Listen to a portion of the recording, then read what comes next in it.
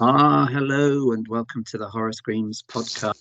Part, of course, the Horror Screams Evolve website. And this is episode 41 of the podcast. I'm Stephen and I'm joined as ever by our fellow hostage, which is Sarah. Hi, Sarah. How's it going? It's going well. How's it going with you? Marvelous. Yeah, very good. Thanks. Yes. Yeah. It's still summer, right? It is still summer. Tough. It's cloudy. Luckily, it's not as hot as it's been elsewhere. Apologies to everyone else that's been roasting and cooking in fires. But the UK has been grey, which is great. That sums up the UK. Grey. Yes. Yeah, we do apologise if any of you are currently on fire as a result of climate change's wrath. Everything will be okay in the end, right, Sarah? I mean, it will exactly. And this episode will kind of soothe everything because it's all about water and sharks. Yes, exactly. and also it proves that however bad things are, the Brody family are having a worse time than you are. Absolutely. That's brilliant. I love that. That's a good tagline. Such bad luck. As we'll discover, as we in episode 41, which was kind of timed for July because it sort of is all about summer, and the first one's all about July the 4th, which obviously by the time you hear this will be a distant memory. However, we are discussing the most summery of all horror franchises. And yes, of course, it's a horror franchise because it's a monster movie. That's what it is, which is the Jaws series. There are, thankfully, only 4 of the Jaws films. Yes. And they haven't made another one since 1987, probably for a good reason. Yeah, for very good reasons. Well, who knows? Well, that's it, isn't it? I'm assuming, I don't know if this is for sure, but I'm assuming this will work in a similar way to things like Psycho when Psycho was remade. I think they either have to or they will feel obliged to wait until Steven Spielberg is dead before they remake Jaws, because it hasn't happened so far. It seems really unlikely that it's going to happen anytime soon. It would be dog shit. Yeah. And in its wake, instead, it's left us with movies like Sharknado and The Meg. Yes, exactly. We've had for almost 50 years of Jaws rip-offs, shark movies, the sequels we're going to discuss. And non-stop shark movies, really, especially when you got to the period, like you say, when we got to the period where CGI was possible at lower budgets as well as big budgets with things like Shark Attack and Deep Blue Sea, all sorts of budgets there. And then Sharknado, the kind of self-conscious comedy ones. And now we've got the Meg 2, which as this episode is released, the Meg 2 is coming out across the world. So yay! Each shark movie is never going to go away. No, which is great news because we love shark movies. We do, yeah. Before we head into Jaws, Sarah, have you got any favourite non-Jaws shark movies? 47 Meters Down as a kind of new one will never get out of my mind. The terror and the suspense, and just so much happens in that, and the sequel to it as well. There's just so many of them though, because I do stupidly love the Sharknado movies. The first 3 ones were just absolutely amazing. Okay, even I admit that 4, 5, and 6 especially was absolutely shite, but they're still so much fun. And Sharktopus as well. I love Sharktopus. Oh, Sharktopus, yes, of course. Yeah, Sharktopus. I think because of Jaws, it just made me love all of the shark movies. I don't think there's one out there that I hate, because even the shit ones, Zombie Shark was great. I love that film. Zombies and sharks. I think that was a very low budget sci-fi movie that I don't think ever came out on DVD. If it did, I haven't got it and I need to get it, because that was really good as well. It was stupid, but really, really good. 2-headed shark, 3-headed shark. Where did it go up to? 6. 5-headed shark? 6-headed shark? No, I think there were 6. Yes. Yeah, I'm pretty sure. I've seen them all. And they're fucking ridiculous, but they're absolutely brilliant at the same time. And it's all thanks to Jaws. That started it off. And totally. I honestly don't believe there's a bad one out there. What about you? Yeah, probably the same actually, because whatever happens, I'm always there. I even watched House Shark, which is the one where it Yes. pops up out of the toilet and everything, which is kind of exactly what you think, but very endearing, very kind of, oh yeah, well, obviously this is the reason I watched a film called House Shark. Yeah, yeah, and there was Sand Shark as well. Ice Sharks as Oh, well. Do you remember yes. that one? Yes, I do remember that one. Of course, the sign of the really, really big ones, Mega Shark versus Giant Oh, Octopus, yes. you Yeah, know, yeah, and Dinah Croc and that kind of Dinah thing. Crockett Super Gator.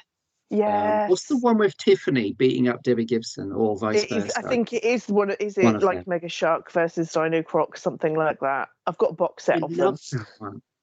'Cause I it need to wasn't look them enough up. to have, Thingy versus Thingy. They had to have Debbie versus Tiffany as well. It wasn't enough to have two giant monsters. They had to have No, 80s 80 pop superstars. sirens.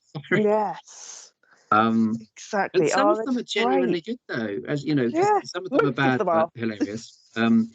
But as you say, 47 meters down is genuinely Oh, suspenseful and palm sweatingly. My God, it's I can't take this so horror. intense. Yeah, Um, amazing. Just I amazing. It Love them. is. It's brilliantly done actually, that one, because it's as much Mm. about, well, it's very much about the shark, but it's as much as about us running out of oxygen and Yeah, not going too exactly. It's fast. like, Um, yeah, what the fuck do you do? Do you run out of it's oxygen or do you get eaten by sharks? Yeah, Let's. It's the lesser of two evils. You've seen the sequel one as well, haven't you? I yeah, can't which remember I what it's quite called. liked, which is the one with, like, is it They're the trapped underwater in. Mayan ruins?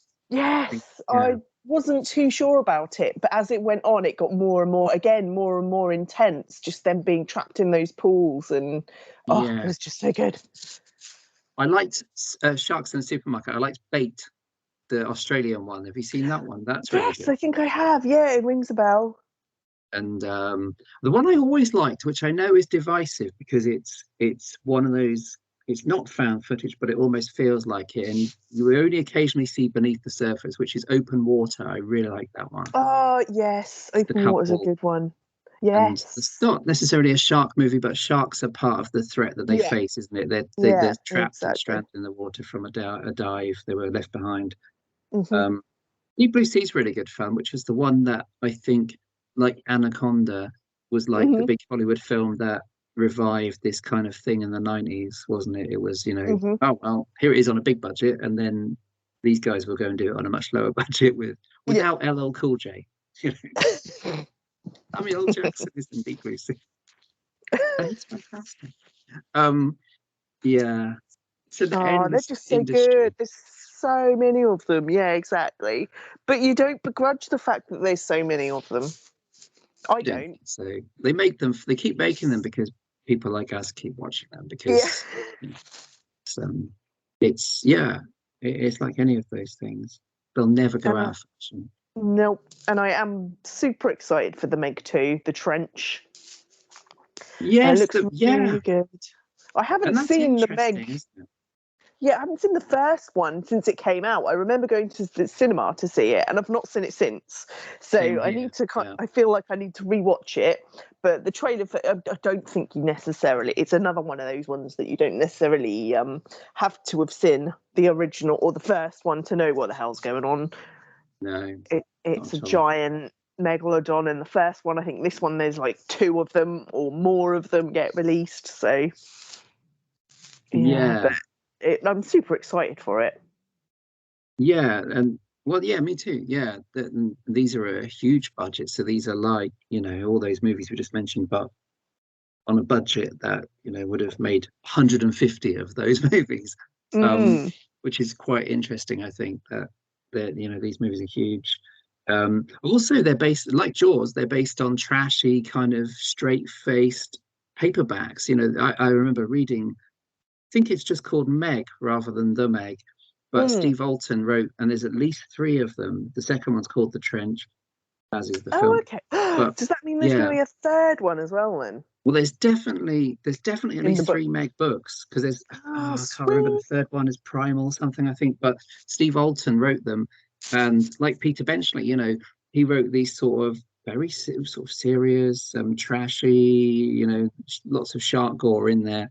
Um, movies that were then turned into these blockbusters. In the case of the Meg, not entirely serious blockbusters.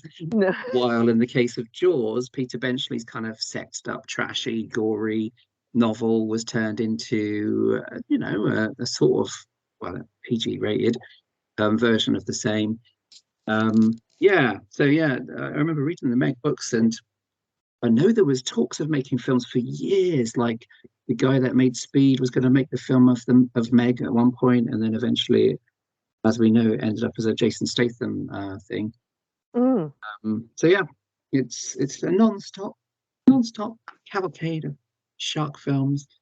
But Yes. it begins, Sarah, in 1975, when neither of us were born. Yay. And it was the 70s. And Jaws came out. And as I said, did you ever read Peter Benchley's book? Did you ever read Jaws, the book? No, I haven't ever read the book. I just remember being traumatized by the film as a child.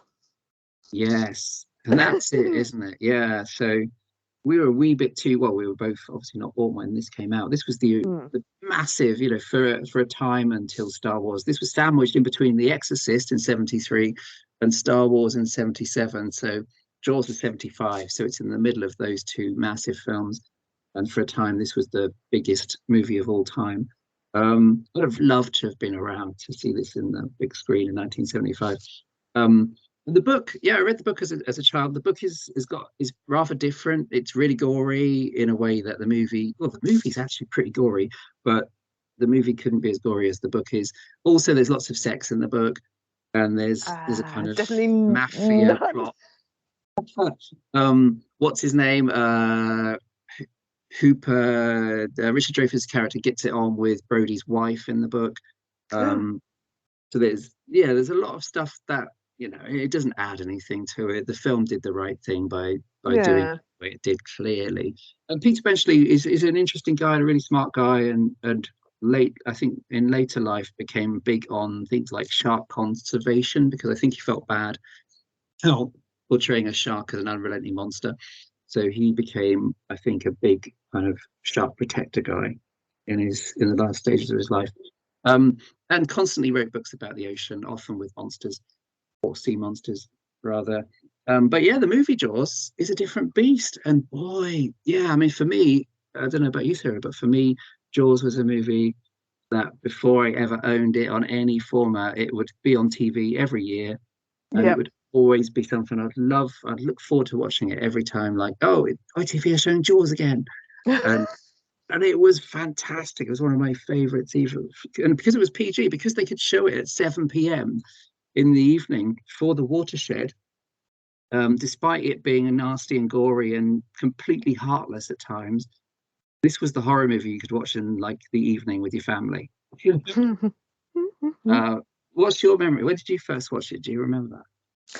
It must have been. The first time I ever saw it was like probably the only bit I remember is like right at the end when Jaws jumps on the boat.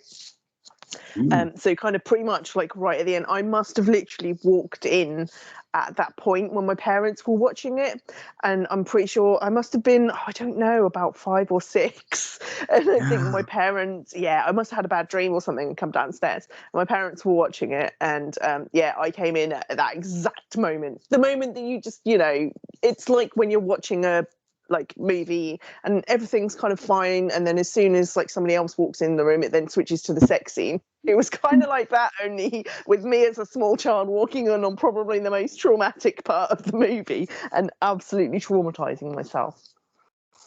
I think it took quite a while for me to actually sit and watch the rest of the film. I was probably like a good 10 or 11 when I actually sat and watched the whole film. Because I think it traumatized me as a child. My parents just had to kind of rush me out and try and calm me down. Yes, but it's stuck in my mind. It's stuck in my mind. But no, it's bloody brilliant. Like sitting there and watching it again, it doesn't beat around the bush, does it? It's literally like straight in at it.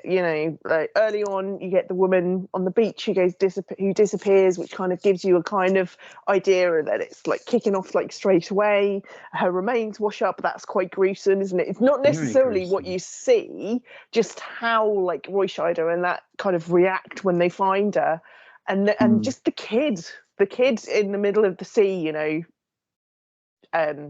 when he in the whole crowd of people that gets got on the lilo. That's so bold for a movie at that kind of time, isn't it? It is, and never to be repeated. You know, if you it's see really Jurassic bloody Park as well. it's really gory. It's hard, yeah. It's remorseless. You know, there's no sentimentality around killing children or anything, and no, that sequence is one of the great horror movie sequences that I can remember. And I always thought it's interesting that when you get to Jurassic Park, which is also a great film, but when you get to Jurassic Park about almost 20 years later, you know that those kids are safe. You know, they're in peril, but you know that at this stage, there's not going to be a PG-rated Hollywood film that would kill off either of those two kids. As convincing as the threat is, you know. But in 1975, this is what happens. You know, no one's immune. It.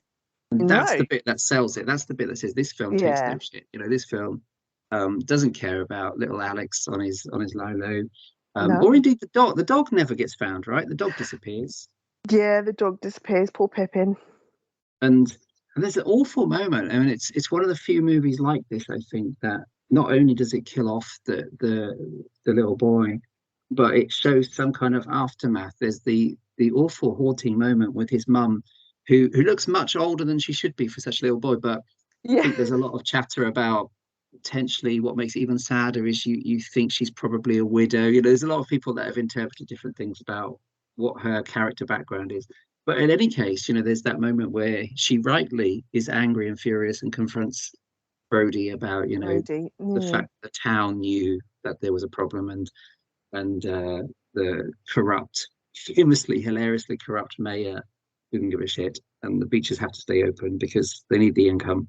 And that's a really powerful moment because, you know, it's not just you've watched him die, but you've realized you've seen his mother's life ruined. You know, it's I think that's and Brody's as well. You feel really sorry for Brody because you know it's not his fault either. You know, he's been trying to tell the mayor ever since the girl washed up at the beginning, and he's kind of ignored. But he tries his best. That's what I love about Brody in the first one. You never feel that he's pathetic in any way. But you do feel sorry for him. But you just know that all he wants to do is the right thing. And that people Brody's are putting everything they can, you know, in front of him to stop him. And then you just feel so happy for him when they think they've caught the shark as well. So, you know, there's this huge hoo-ha, and everyone goes out to try and like kill a shark, which is hilarious as well, isn't it? The whole gathering of everyone getting into their boats and off they tumble to get this shark. And then Brody's so happy when they bring in this shark. And you know that who is the guy that comes in? Is it Hooper? Yes, Rich Dreyfuss. Yeah, Hopper. Yeah. Wait a minute, Hopper. Yes, that's it, Hopper. Yes, we'll get it right. Yeah, he's like, you know what? I'm not convinced. Blah blah blah. But he's like, I'd probably be the same because you'd be like, oh, look at Brody's little face. He's so happy that, you know, this is all over. I don't really want to tell him that this might not be him, you know, might not be the shark, but you kind of feel really sorry for him, but you just know it's not the shark. Everyone knows it's not the shark. He's a great character. Roy Scheider's a fantastic actor. He was I think at this time he was best known for The French Connection before this. But in this he's the lead, and he's an unusual hero because he's a very vulnerable hero. You can root for him. He's afraid of the water. You know, he's not a macho. I mean, Roy Scheider's a tough guy in a lot of movies, but in this, he's an interesting guy because of how wiry he was. You know, and how he looks. He could play both. He could play a really convincing bastard, but he could also play in this role. You know, there's the famous moment in the boat later on where Robert Shaw and Richard Dreyfuss, you know, showing off their scars and things like that, which is an amazing moment. And Roy Scheider's just very shyly looking. You know, he's not got anything that would compare to their experiences, and he you know, he can't even crush a beer can because you think he's just got like a paper cup or something. And he's a character you totally root for because he's an everyman. He's an ordinary guy, and unusually, I suppose, we're with him because we know there's a shark attack from the very beginning. He knows, he's the one that types in shark attack at the start when Yeah. the body's discovered of Chrissy thingy. But it's convincing everybody else that counts. Which becomes almost absurd in Jaws 2, which we'll come to. But Yeah. but in the first one, yeah, geez, it's so frustrating. It is, yeah. He's quite a complex character as well, because, like you say, he's kind of a tough guy. His family dynamic is hard to kind of gauge straight away, Yeah. isn't it? He seems very overly like the overly strict father and stuff, but then there's some really sweet moments he has with his kids and stuff, and you're like, actually, Yes. he's a good dad. He's literally just looking out for his kids and stuff. There is some like kind of sweet moments, but to start off with, you think he's a bit of a strict kind of ball buster. Yeah, he can do both, can't he? And Mm. one of the great moments, of course, which is foolishly recreated in Jaws: The Revenge, which is, as we may suggest later, not such a good film. Is the famous bit around the dinner table where it's such a touching moment, Yeah. especially if you're a parent, Yeah. where his little boy is imitating all of his expressions and everything. And the movie has time for that. I mean, the movie moves like a shark. It doesn't seem to ever kind of slow down, but it does slow down enough to have moments like that, which I think, without killing the pace or the suspense, I think that's the genius. I mean, let's face it, Yeah. Spielberg has made many great films, but Yeah. the genius of the film is that it feels like a kind of like, Jesus, the shark attacks and then it's hunting the shark. It feels like this kind of roller coaster, but it does take time, which I don't think a lot of big movies these days do often enough, which is to have those little kind of quiet moments. Yeah. Definitely In that not. case, a No. silent moment. There's no talking in that. It's that great, lovely dinner table scene with him and his son. Yeah, it is really nice. Special. It is really sweet. But yeah, you Um, are right. I mean, if you just put the shark bits together in mm, Jaws, it would probably be about, I don't know, 40 minutes? yeah, If that, if you just had the shark bits in it. And I think they kind of like overlooked that in the rest of them and just kind of think, oh no, we've just got to put more and more shark action into it, whereas the first one worked so well yes, because it didn't have that in. It had those prime moments, like the opening scene, when the girl gets taken, that grabs your attention straight away and gets mm, you thinking, all right, something's yep, happening. Then it kind of like leaves it for a little while. Then you have the kid getting taken on the raft, and then there's nothing mm. for a long time, is there? No, Because you're it, still it kind of it reeling knows. from that. Then there's the whole hunt thing that you don't see an awful lot of. No, And then it's kind of, then you have like the whole like exactly. village Yeah, argument and Quint with the fingernails down the blackboard every I mean, time. it's fantastic. Just Robert Shaw, yeah, he's great. I mean, it's the perfect thing, isn't it? It's yeah, and I think that's it. The sequels don't get that. The original, a lot of the most powerful stuff, the shark is off camera. That first sequence, which I've seen quite a few times compared to the Psycho shower scene, in the sense of Mm, it's a really violent sequence where you don't really see anything. You don't see the shark in the opening sequence, but no. you get the impression of a powerful thing that's dragging the skinny dipper to her death. But it takes a long time for her to die as well. She's dragged for a while and she Hmm. clings onto that boy, not the actual boy, but the boy in the sea, and then she's killed. So there's such savagery in that sequence, but it's all done by the music, which of course Exactly, we that's know what I was is going to say. Yeah, legendary. it is Because legendary.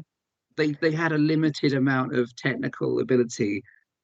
I think the shark's an amazing thing because the CGI sharks look like CGI sharks, but at least here, in the few times you get to see it, at least it's a physical thing that's there on the set, that's life Yeah, size. the They actors are built this reacting massive to. beast. Yeah. They built this huge thing which they had to then take onto the real ocean, and that's the amazing thing about actually all these films, but especially Jaws, which is the good one. They shot on the ocean. They didn't, obviously there's a few obvious bits that are in, like I think the famous head coming out, the head jump scare was done in a swimming pool, but so much of it was shot out to sea, which they would never do now. Everything these days is blue screen, or Hmm. most of the time they never left the studio. And CGI has killed the sense of anything really being in the same scene as the actor. But in this case, you've got a physical thing that's right there. And quite rightly, most of the time, they'll just suggest it anyway, which is where the fin gliding across the water or just the notes of that music is so powerful. Yeah, I think it's amazing. It holds up. I've watched so many times. Yeah. And it's still hilarious. You know, it's still really tense. Robert Shaw is fantastic. The three actors, you know, there's no one quite like them together in that boat. No, that's just great, isn't it? Yeah, it's a brilliant scene.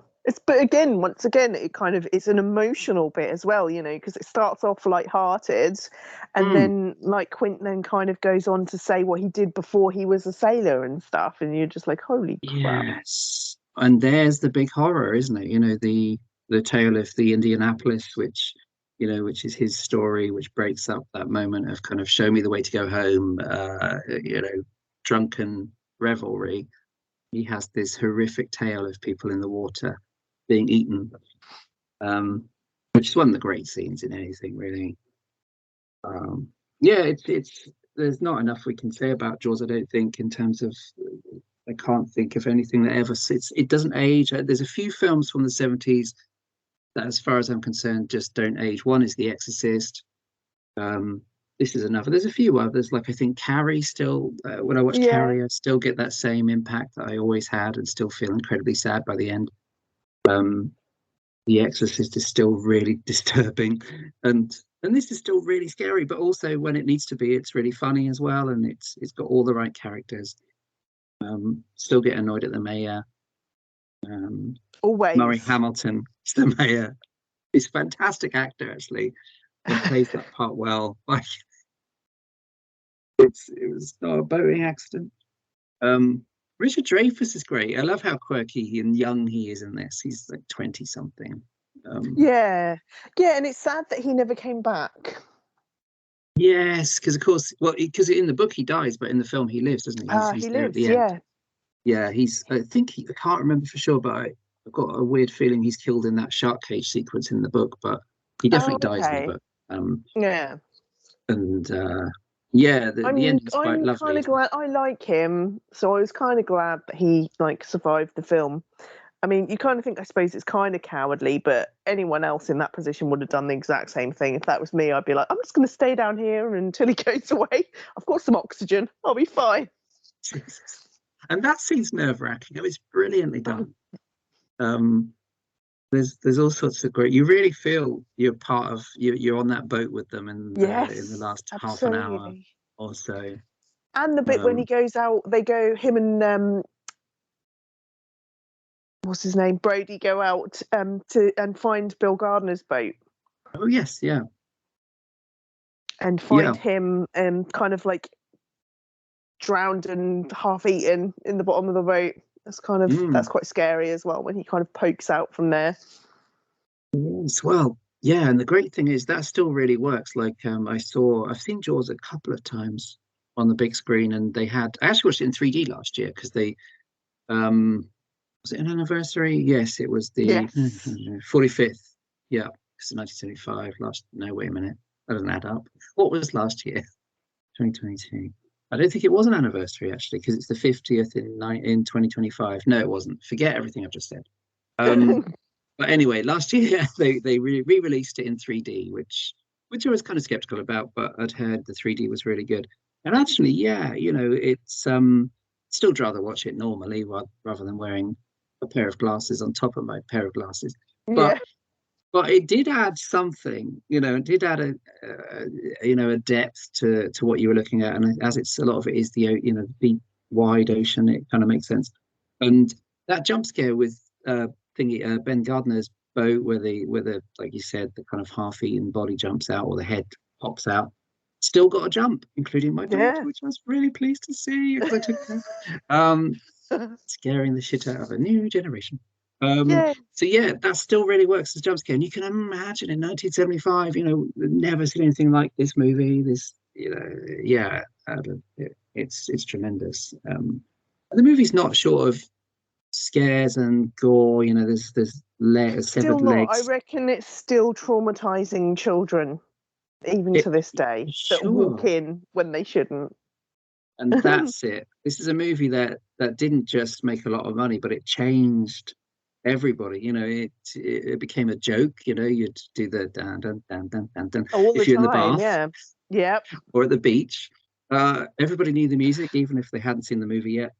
It's kind of why I won't swim in the sea, no matter where I am. The amount of shark movies I've seen in my lifetime, you're like, you can fuck right off when I'm going in there. No Yes, way. I know what happens. All these movies I've watched, it's real life, okay? exactly. And it begins here, and it's the same with Never Psycho, been isn't it? anywhere where there'd be a great white, but you never know. We'll come to that. And interestingly, Jaws: The Revenge, where he Um, in fact, Jaws: The Revenge, which is nonsense, but it almost we're at the point with things like climate change and stuff where things are changing so quickly. It could almost happen. And there was reports, I think, this year of tiger sharks and things like that being seen in the UK waters. So things have shifted to the point where the ridiculous portrayal of sharks in these movies, which don't act like this or typically show up in places like this, are actually probably going to come true. But Probably anyway, not. yeah, it crossed over. This movie is the thing that people think about when they're in the sea, and everyone knows the theme tune. Yeah. And I think they've been showing, yeah, haven't they shown, I mean, I don't know if you would go and actually do this or watch it, but haven't they done like showing Jaws like on a big screen at like an open air, like swimming pool and stuff? So you're actually watching it while you're yes, floating in the swim. Would you do that? they have because they showed the descent in a cave as well. Yeah, they've done, and the Blair Witch was shown in like woodland. In Yeah, a I think it's called forest? Yeah, Secret Cinema. Yeah, is that what it's called, Secret Cinema or something similar to something like that? that. And yeah, no, well, maybe I don't know. It depends. I Where think where there's are we? two reasons why I wouldn't do that. The first reason, obviously, because it's going to be dark and you're in a Terrifying. swimming pool and there's sharks on the screen. And the second one is that the film is quite a long film. 2 hours. Think how pruny you're going to get if you're sat on like a lilo just dangling in the water for 2 hours. It's actually ridiculous, isn't it? Yeah, I don't think I'd do that. It'd be so uncomfortable, surrounded by other people. What the hell? Yeah, definitely the cave. The Dropping your cave popcorn in the swimming pool. Well, spilt my 2 liters of Tango into the. Yes, exactly. What into about the if you need a swimming wee? pool. You'd have to wee in the pool like everyone does. Well, yeah, to be fair, that would be one of the only While I'm good here, reasons. Yeah, which means a no one will hundred know. other people have done the same. Yeah, So you're just really floating in piss at that stage, halfway yeah, through. This they water haven't feels really. strange. Just strangely warm. Um, but yeah, I come to think didn't of really it, think about that. maybe I don't think I could bear that. And this and Yeah, the there's woods, three the woods. reasons now. I'm not so sure. I think the woods I'd be okay because I don't think I'd be freaked out I if I would, was on my own yeah, or in yeah. a small I group. think that would be really awesome. Watching Blair Witch in the woods, that The would be cool. cave, the cave can fuck off. I'm not going to watch Yeah, that. anything in a cave, No, especially the descent, which is the scariest no. thing I've ever seen. Um, Yeah, the descent is harrowing. Oh, good God, the descent. Yeah, well, that's a separate thing, but the descent's terrifying. Um, yeah, yeah. So Jaws, yeah. Well, Jaws has got it all. Do you know what I also love? Which again, you don't tend to get in these things, and they try it in the sequels to a degree, and they don't really pull it off. Which is the sense of a small town. You get a lot of local character, like the old woman and some of the old boys that you see in the background or chipping in during the town meetings. I love all that because it feels like you've gate crashed a town meeting. It feels like a very real absolutely. town. Yeah, And from what I know, I think there's quite a lot of non-actors in Jaws. I think they did, and it sort of shows. I yeah, think they did yeah. recruit people that were kind of just townsfolk to be in the background or to say a line or something. And I think that really makes Amity, into a convincing kind of place. And of course, it Mm. makes it scary as well because you're like, oh, geez, they've got a pretty insurmountable problem. I love Robert Shaw though. Robert Shaw is giving it large. Robert Shaw. I've forgotten how because he died very young, but I'm pretty sure he's only in his 40s in this film. But he a hard drinking kind of actor, great Bond villain in From Russia with Yeah, Love. Um, yeah. great actor, dead ridiculously in his 50s. You know, a few years later he was already dead, but he's so fantastic, and he's giving it big, and you know, the shark, the fin, the whole damn thing, you know. Yeah, fantastic. Just tremendous actor. The three of them together, because they're such chalk and cheese personalities. Richard Dreyfuss, a bit geeky, and obviously the expert, Robert Shaw, the old sea dog, and Roy Scheider, the, as we said, kind of a complex character. Brilliant trio. Yeah, absolutely.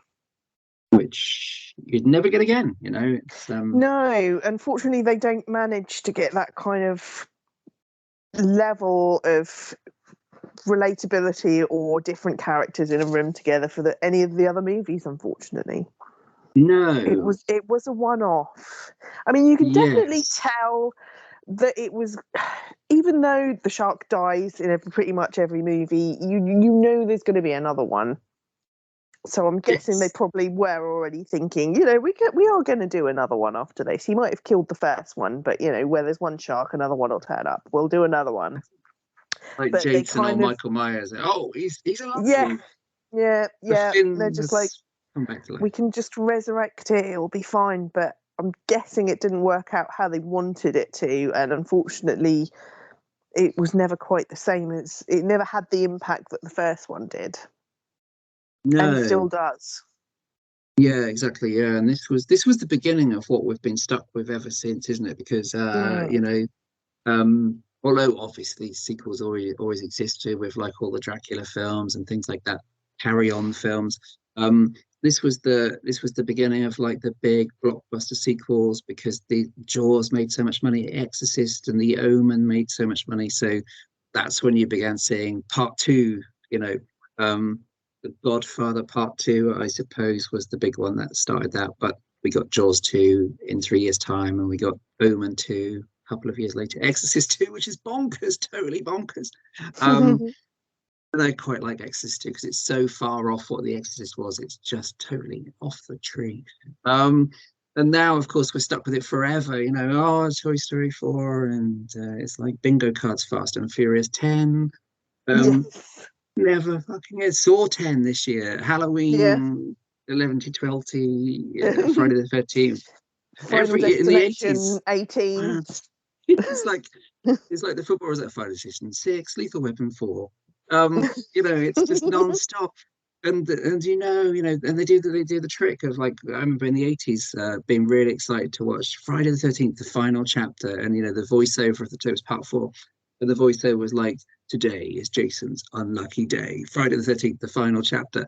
And then a year later, Friday the 13th, a new beginning. What? Hang on a minute. But you told us it was the final chapter. Why does no one ever tell us the truth? Yeah. And they did it again with Jason Goes to Hell, the final Friday. Okay, this time we've seen him being blown up. A few years later, Jason X. He's in space. Well, they're doing it with Insidious as well, isn't it? Because the last one was Insidious, The Last Key. Yes. And now we've got the Red Door. Right. So you're like, don't just you know, everyone just quit with the finality of these sequels, because we know there is going to be another one. Yeah, it's ridiculous, and yeah, because they they keep making money. Well, yeah, so yeah, Jaws. The Jaws, Jaws. And well, interestingly, I think it's quite interesting. So Jaws 2 came out in 78, and it actually came out after what is actually a much better film than Jaws 2, which is Piranha, you know, the rip-off.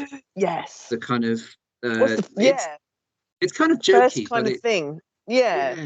That Piranha's wants to be great. like Jaws, but yeah, exactly. All of them that don't even like involve sharks, like you say, your anacondas and stuff. They're like, well, we've done it with sharks, we'll do it with piranhas. Yes, like a aquatic animal as well that eats people. And then they're like, well, what else can we do? We can do snakes, we can do alligators, we can do wild boar. When was boar? Well, sorry, not boar, like Razorback and stuff. They were the Razorback 80s as well, was really weren't they? good, 84-ish. Razorback's very Jaws-ish. Yeah, so you kind of have to feel like Jaws sparked off all of these like killer animal type films, to be fair. And Orca, etc. They did a killer whale one, I like didn't Orca, they? actually. Yeah, Orca. and they were all, a lot of these were late 70s. Piranha beat Jaws 2 into the cinemas, which is quite fun. And I rewatched Piranha recently, the Joe Dante film, and it's really good, and it's really tight, and It the probably original beat, Jaws. yeah, Yes. it probably beat Jaws 2 in like ratings and success as well, to be fair. This is so low budget, probably in terms of profit. Yeah, I mean it's and it knows, it's Piranha's pretty jokey, but it also like the first Jaws, it's not afraid to set the piranha loose on a group of kids. Mm. It's gory, and it means business when it needs to mean business. And I think that's quite interesting because when they came to make Jaws 2, which obviously is a huge movie, and it's got that great. I didn't have the poster, but I had the novel, like the novelization, when they used to bring a big movie out and then someone would write a novelization of the movie. Okay, yeah, And yeah, I yeah. had the paperback, which has got that great sequence, which I think is probably the best scene in the film, of the water skier. And a bit like with the original Jaws poster, the size of the shark behind her in the poster Oh, and on the yes. novel is so out of Yeah. proportion. The shark is like the size of a skyscraper, um, which they couldn't possibly do in the film. And indeed popping out of the water in a weird vertical kind of way, which sharks don't tend to do. No, To say boo. that is a good part though. I agree. I like that bit. It's a really good sequence, and that was the poster image for this. And and the tagline was really good. It was an obvious one, but just when you thought it was safe to go back in the water, was the tagline that then was itself ripped off by other taglines. Just when you thought the terror was over. You know, um, and yeah, and it was big, and it was another film that. Well, it's an interesting film actually, Jaws 2, because I remember reading about it, and it's as interesting a film in terms of its production as the original. The original famously, they couldn't get the shark to work, and it took forever to get it made. To get it made, and Jaws 2 itself, I think Spielberg was interested in making a film based on Robert Shaw's speech. So, making a film about the real life incident with shark attacks in the Indianapolis, Ooh, yeah, um, that would have been which would have cool. been a total departure, but would have been really interesting. And they got what's his name? John Hancock, the guy that made a really creepy film called Let's Scare Jessica to Death. He was the original director of Jaws 2, and he was planning something much harsher, harsher death scenes. Brody was going to be more in a kind of suffering PTSD because he's feeling guilty about Right. the events of the original. The mafia were involved, which I think was a connection to the original book. But he was sacked. And in the end, we ended up with, I think, only one of his shots, because he was a director for, I don't know how long, but for a while until he was sacked.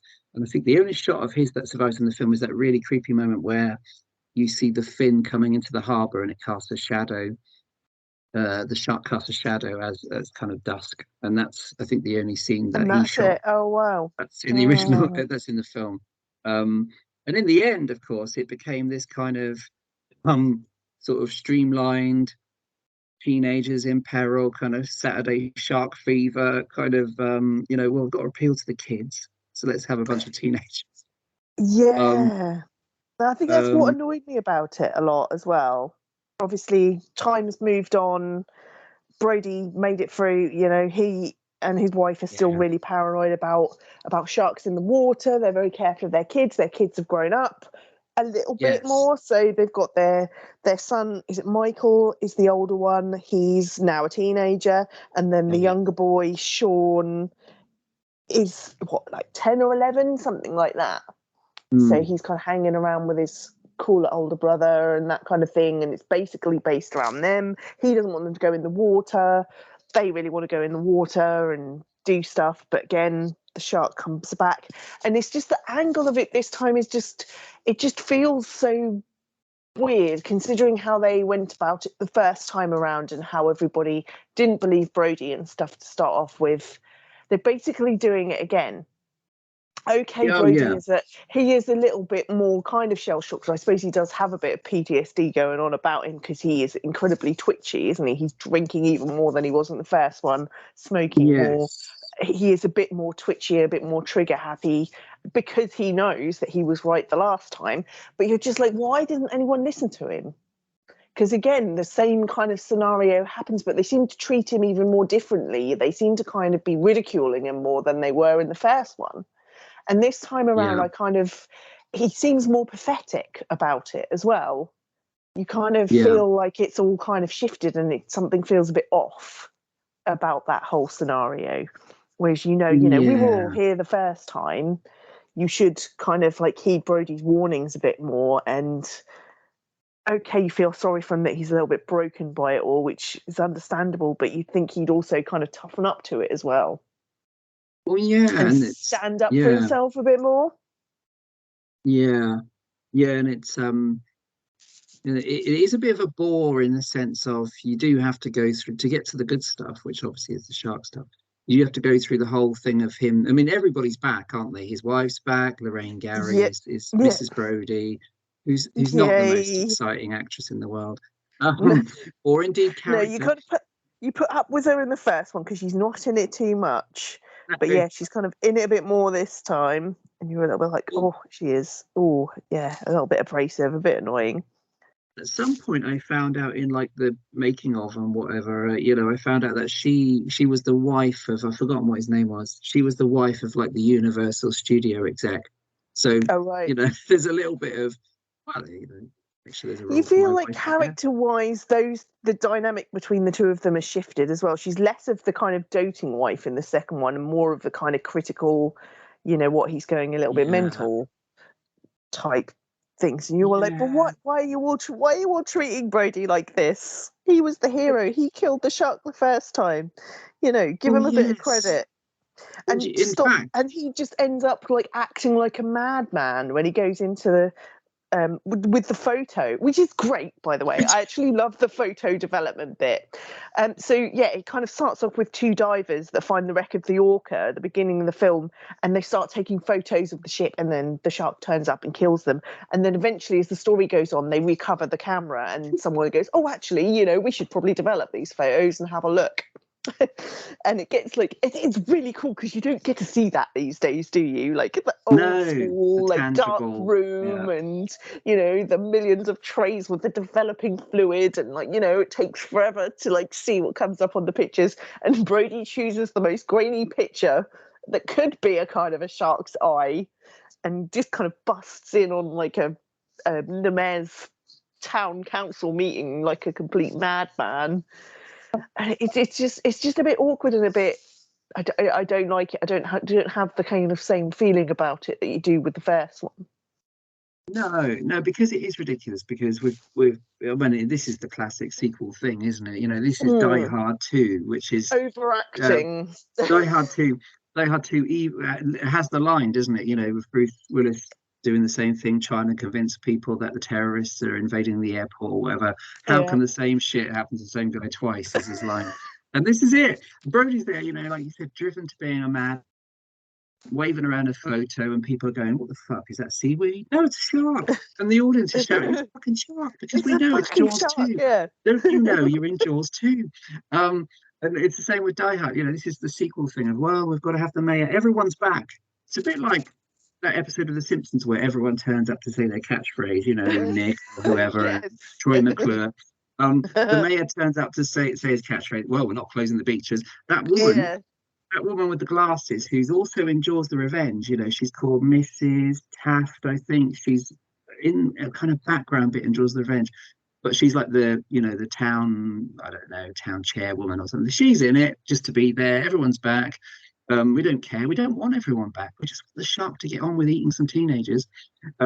Brody's a bit of a drunk, and no one believes him, even though in his office he's got a trophy saying, Amity Man of the Year, 1975. What the fuck? Don't you trust this guy? He saved your community getting eaten 3 years ago. So I think that's the stuff that wears thin when you watch it again, because you're like, well, yeah, do we have to go through this again? And they kind of they messed up the music as well. The music's not as effective in Jaws 2 as it is in the first one. So in the first one you have the kind of dun dun dun dun, threatening kind of dark sounding music, whereas when the shark approaches in 2, it's a little bit more jingly jangly. I'm like, why has it gone so upbeat? Is the shark wearing a sombrero? Got some maracas or something? Trying to make it a little bit more light-hearted. Yeah, I was like, why? It's not as effective. No, and again, it's, they're afraid to kill the kids off this time because I suppose they've probably done it already. But this one's kind of more child involved because it involves Brody's children and their friends. Yet, there's so many chances the shark could have got them. He only kind of gets one or two of them, doesn't he? And that redhead, it's low on action. Screamy redhead girl needs a slap. Which one is that? Is that the Miss Amity? Who's Miss Amity? No, that's the other one. I think it was it was the other one. It was her friend or whatever. But yeah, I think she's like a redhead or something. And it ends up with just her and Sean when everyone else has made it to the island. Oh, yes. And the shark's there as Brody kind of like he's shuffling down the cable. I mean, it's a cool way to kill off the shark, isn't it? Oh yeah, with the cable. I like the final ending with the electricity cable and stuff. That's all cool. You get hints of that because they kind of snag it early on and lift it up from the ground, and you're like, ha ha ha, underground electricity cable. This could play a part later on in the story. I will remember this moment. and then when he trawls it back up again, you're like, I knew it was going to make another appearance, like the microwave in Last House on the Left, the remake. It's like, I know this is going to be in the film somewhere. So yes, it's a cool shark kill, but for God's sake, someone, drown the screaming girl. I think that's Donna Wilkes. I'm pretty sure that's Donna Wilkes with the great flares, isn't it? Because she became she has a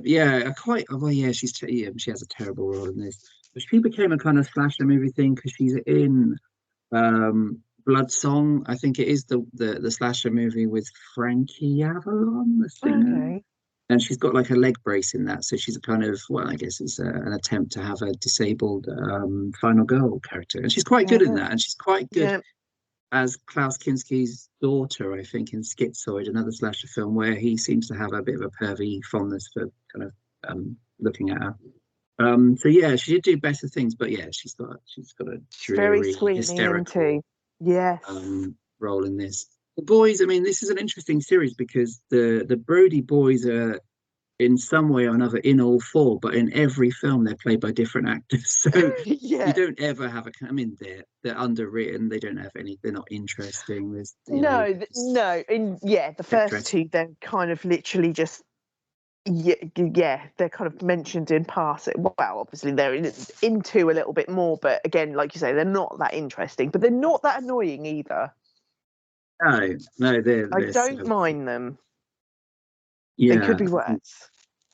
Yeah, I mean, I think you're right. The score for the original Jaws. This is the only Jaws sequel that John Williams actually came back to write new music for. Like all of the others, used the theme.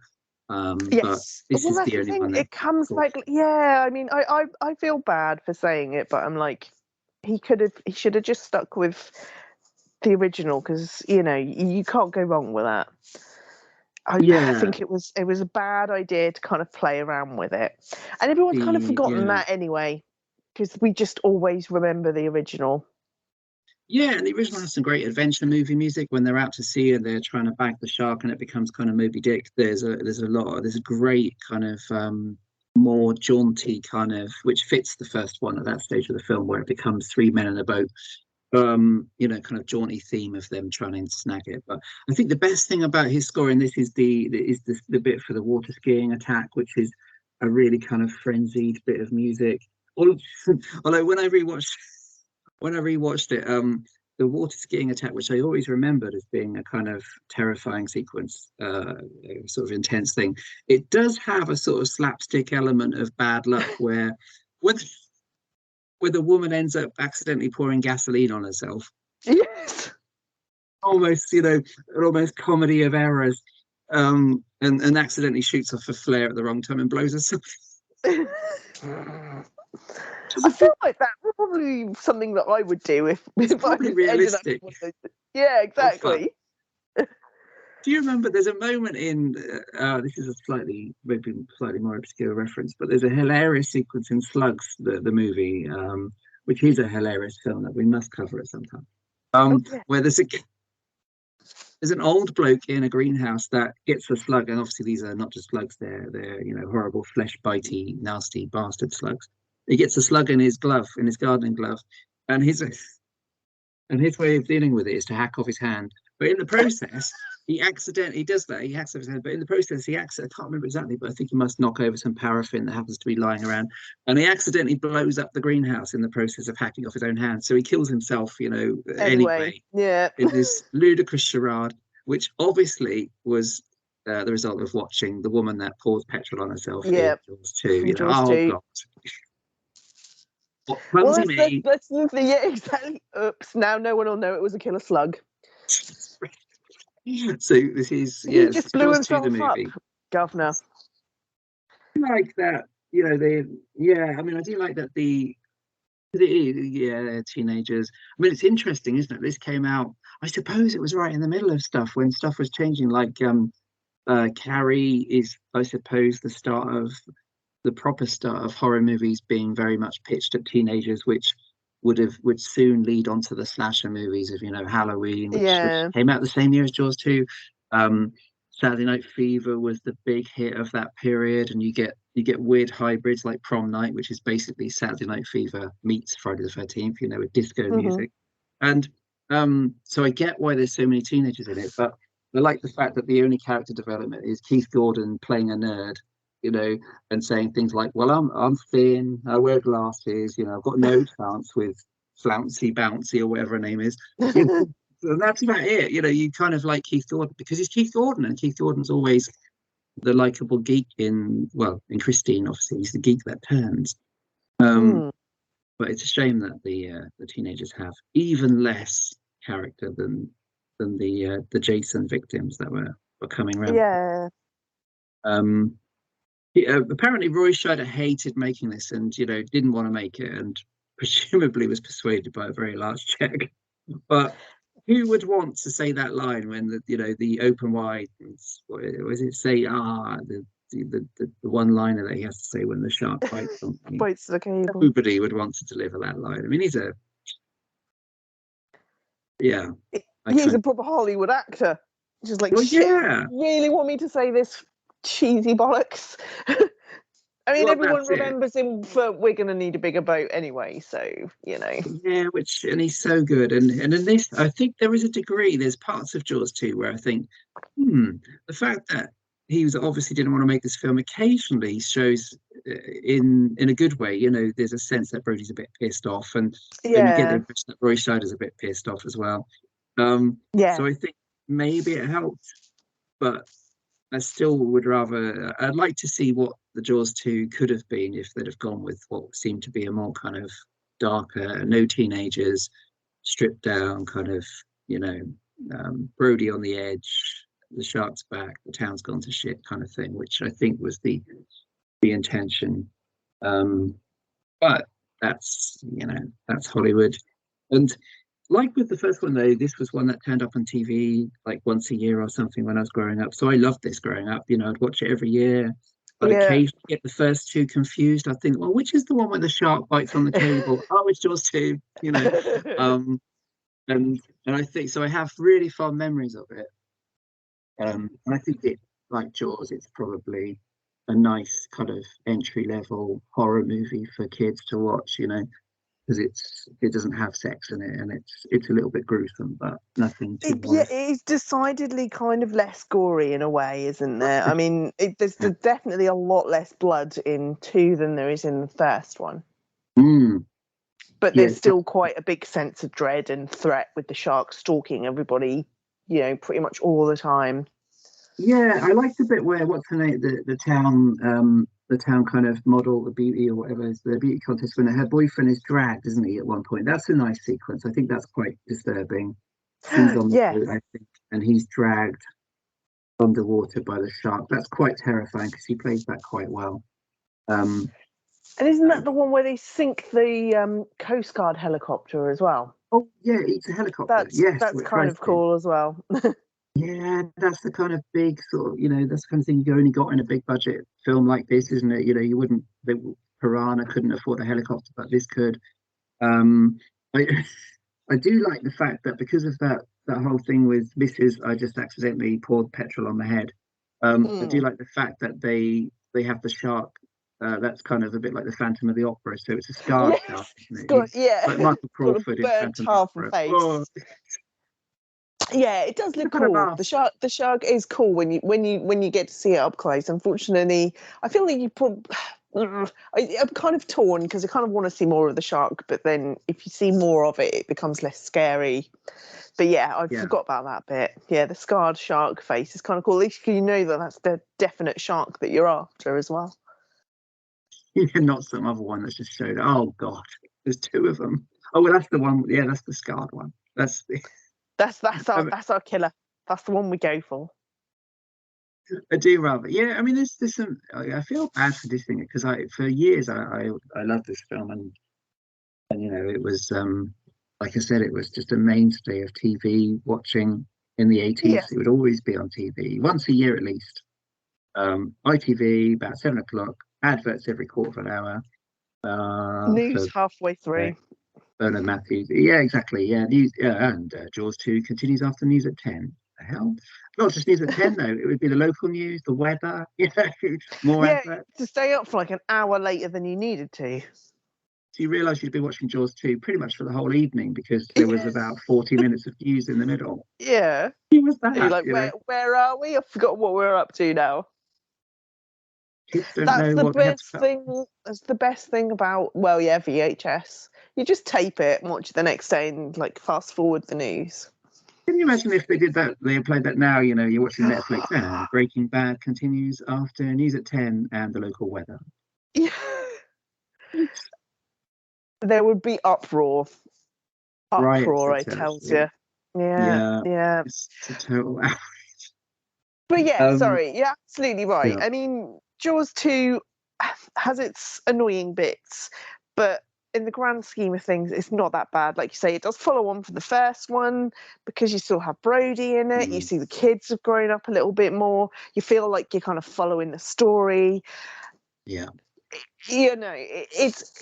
It could have been really, really bad. And like you kind of then go, oh yeah, we'll move on to Jaws 3. And you're like, okay, yeah, I understand. Jaws 2 could have been a lot worse.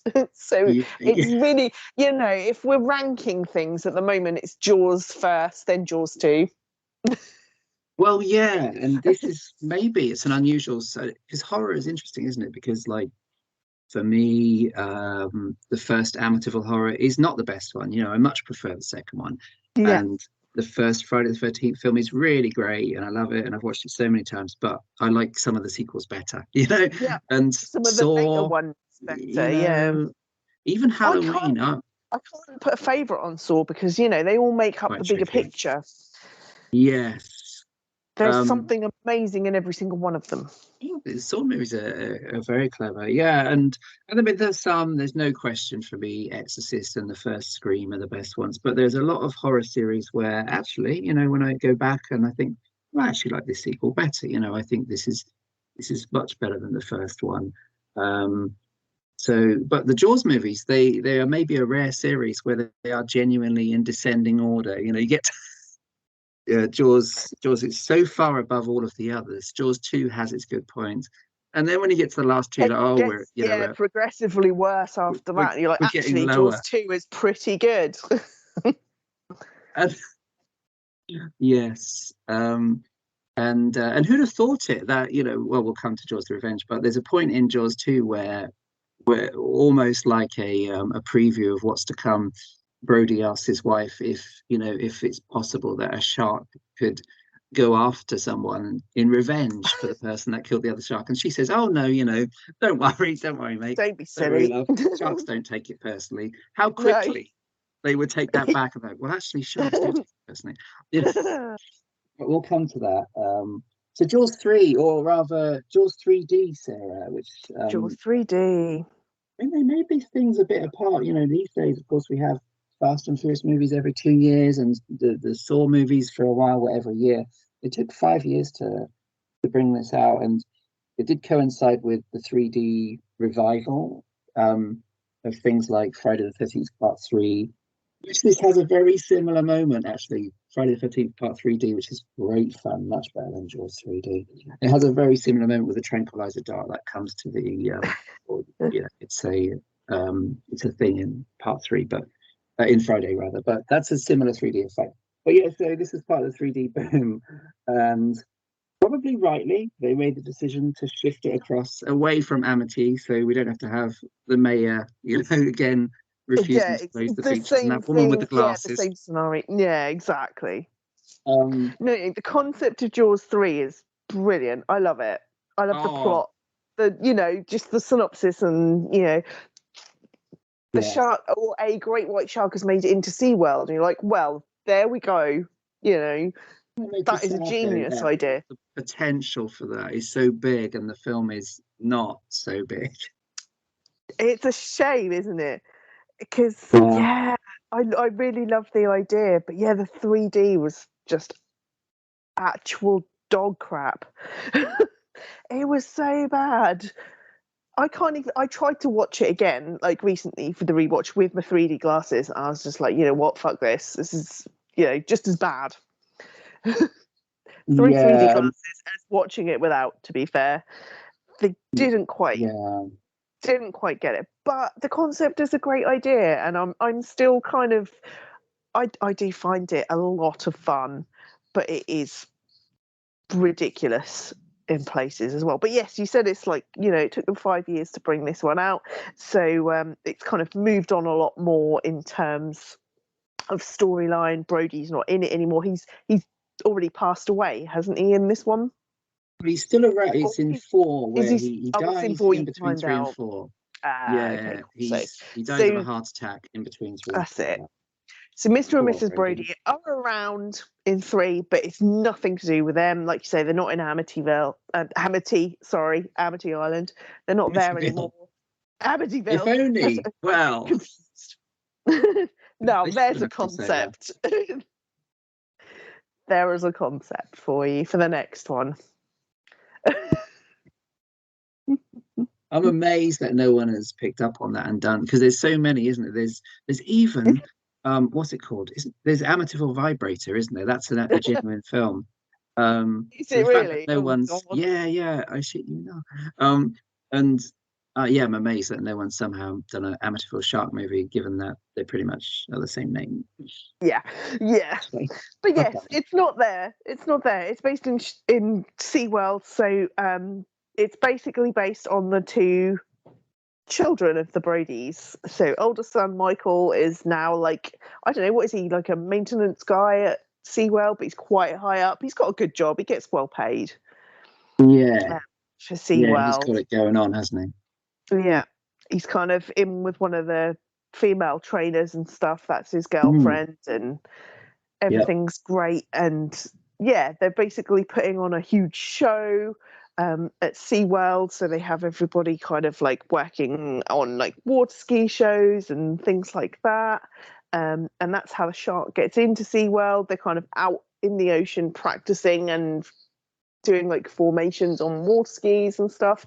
The shark kind of like gets kind of attracted by them falling in the water and kind of follows them back, doesn't he? And they've got this Mm, big kind of like lagoon part to it, and it's like an amazing like brand new opening of this new part of SeaWorld that's kind of under the lagoon, so you can see all the animals underwater, and there's like glass tunnels and things like that, and there's going to be this grand opening, and a great white shark follows them into the lagoon without being noticed by anyone at all.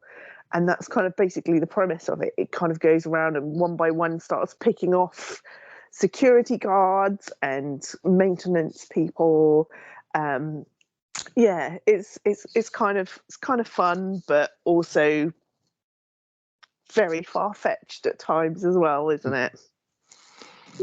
yes, and it's an interesting one, isn't it? Because yeah, I mean, I've been to SeaWorld, and but I've also watched the absolutely mortifying documentary Blackfish, which talks about how SeaWorld outrageously treated the killer whales and other things that they had in captivity, and Yeah, led I to their rewatched untimely deaths. Blackfish.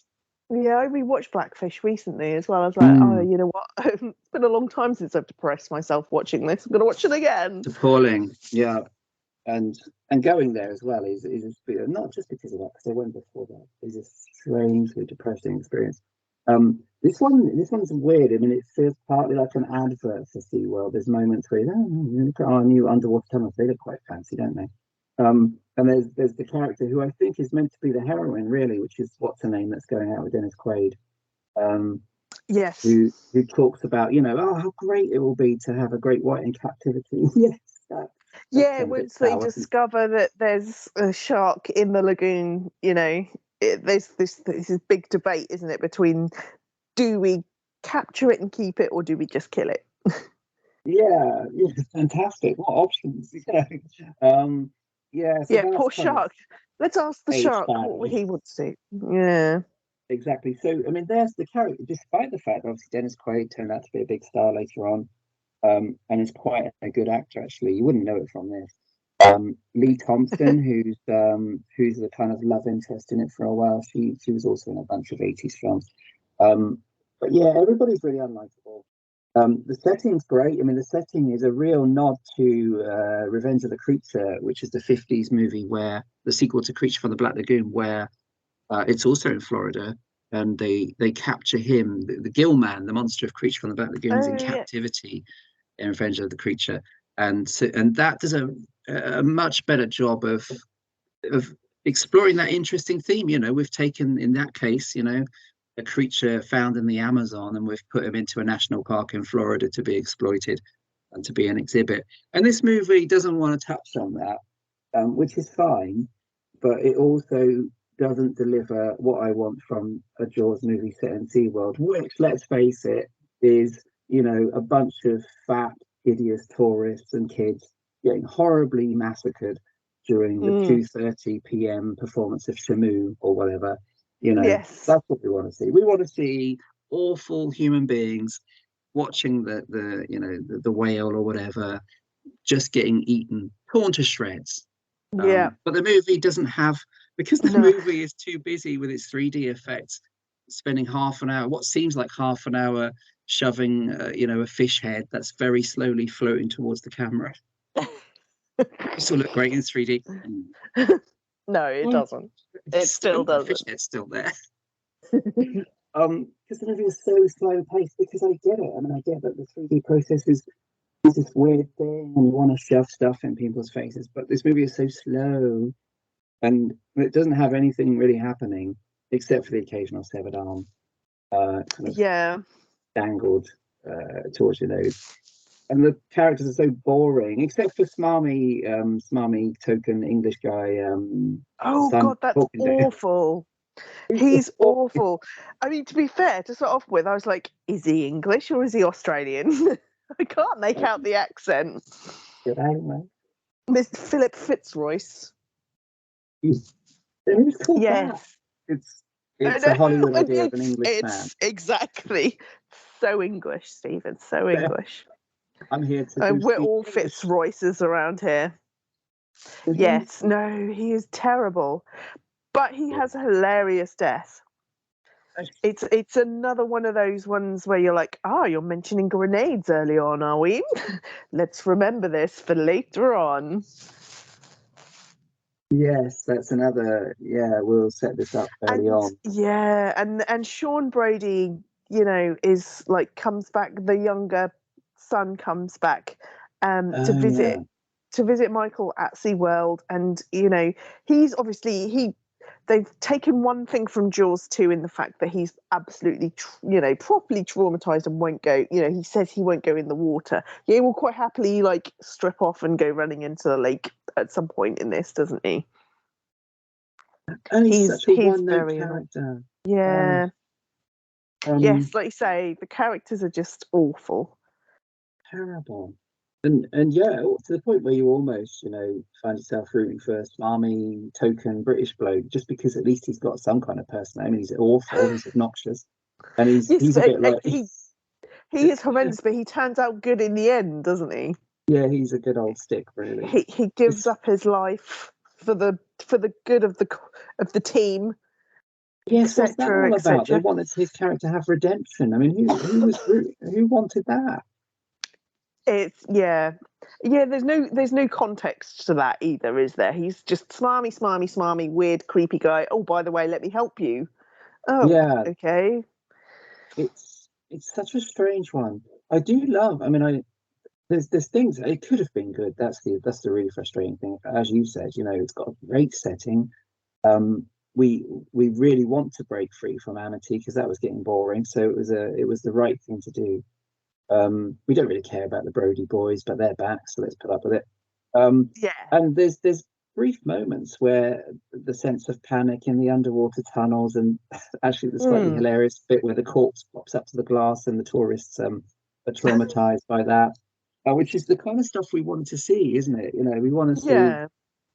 SeaWorld, and I quite like the idea of it's the shark, it's the biggest shark that comes, isn't it? Because the baby's in captivity and the shark's mother comes Yeah, after that's after it. that's another kind of thing that you're like, that's not the shark. It's another one of those really obvious red herrings. Because I don't know an awful lot about sharks and motherhood, but I don't think they're really like your kind of whales and dolphins, where they grow up together in a big pod. I'm pretty sure sharks are kind of come out of like a kind of like weird little egg type thing and are just left to their own devices. Off you go, baby shark. Leave me. I never want to see you again. So it wouldn't Yes, be hanging around. That would not happen anyway in the first place. A mum and a baby shark would not go toddling into the lagoon together. So you're just like, oh, first off, this is awkward. And then secondly, you're like, it's tiny. It's really, really small. It's not the one killing people. And then when you find the mother is like, a 30, was it 35 foot long yes, or something? yes. And they haven't spotted it at all. And it's spent most of its time like hiding in an air tube. Oh, you're just like, oh, None this of is it makes just sense. ridiculous. Exactly. It What kind of doesn't make park is sense. this? I mean, it's so poorly run that it allows this to happen. Why are the tourists still there? None of it makes sense. Why, all of this is going on. They're still letting people in, albeit, despite being SeaWorld, about 20. I've been to SeaWorld. There's about hundreds of people. They're overrun. But they've got about 20. Oh, it's just Yeah. nonsense. And Thingy, what's his name? Lewis Gossett Jr. Does he own the park? He's the kind of owner of Calvin. Yeah. Calvin, which is a ridiculousness. Um, Again, he's a good actor in real life. Lewis Gossett Jr. He's a good actor. You wouldn't know it again from this. I mean, Not he's from the token yeah. Murray Hamilton type character. Yeah. He doesn't. He just wants everything to stay open. Oh yeah, it's technical problems. Yeah, Um, it's slightly kind of misguided and just a little bit awkward, but at the same time, it is kind of fun. I feel like it's more fun than Jaws 2 at yes, times, for sure. Yeah. despite Oh its yeah. flaws. Yeah. There's some okay panic scenes. Um, there's some hilarious kind of slow motion reaction shots of people um, when the shark is, again, because the 3D and everything, the shark is very very slowly heading towards the glass in the underwater tunnels. He's still coming. He's on his way. The Yeah, shark's definitely on his 10 way. minutes later, it's He's he's still here. coming. That's a moment. They do something similar but very well in Deep Blue Sea, don't they? Do you remember that scene Yeah, with, is it a body strapped to a trolley, a gurney that slowly comes to, or very, compared to this, quickly comes towards the breaking glass in that right. underwater Yeah, thing. Deep Blue Sea does something really good with the concept of shit, the shark is coming to us and it's going to break through the glass. Um, but it looks like it was miserable to make. It looks like it was long and tedious because 3D, is a tough thing to actually get right, um, especially back then. And the exploding shark, the roar, it's just the beginning of the sense that the shark roars and snarls.